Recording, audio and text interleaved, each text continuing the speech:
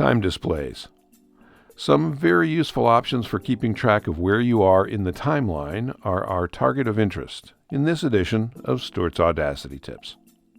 To paraphrase the Bard and Emily Bronte, there are more uses for Audacity in heaven and earth than are dreamt of in your philosophy, dear reader. This edition is one of those useful, no matter how you use Audacity, tips. Pass it on. While looking around for Audacity-related topics, I engaged in an exercise that often bears fruit in the brainstorming context. I fired up Audacity and tried looking at it as though I knew nothing about it. This helps me get past the temptation to ignore features that I've used for so long that I don't think about them anymore. And such is the case for the Audacity Time Toolbar and Audacity Selection Toolbar, both seen here. As I think is probably the case with most Audacity users, I've hardly ever touched these toolbars since I set them up in my preferred configuration, more years ago now than I'd care to mention. But there are very useful features available here, so I want to explore them with you a bit. The Time Toolbar displays where in the timeline the cursor is currently positioned. It defaults to displaying hours, minutes, and seconds. That makes sense to most users, so we often never explore what else it can do. If you right-click on the display, a context menu pops up with 19 options for how to display the current position.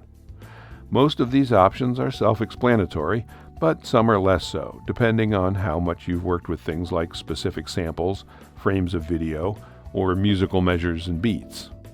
Here's a table that shows how each option displays the current position. All of these options can also be applied to the two displays in the Selection Toolbar. Just right-click on the display to use the menu.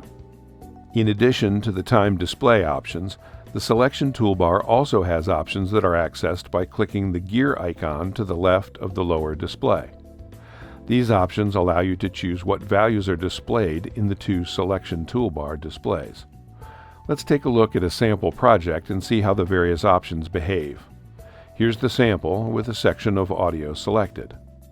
With start and end of selection active, the selection displays show those 2 points in time on the timeline.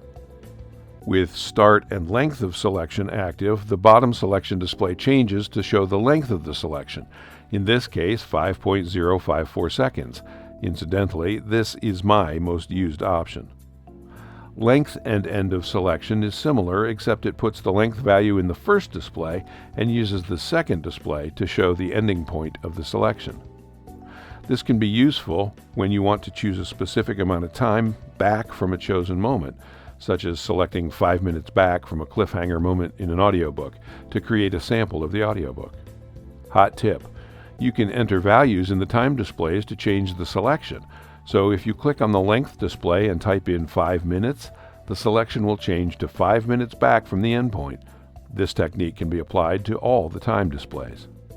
Finally, with length and center of selection active, the displays are like length and end of selection, but the second display shows the center of the selection.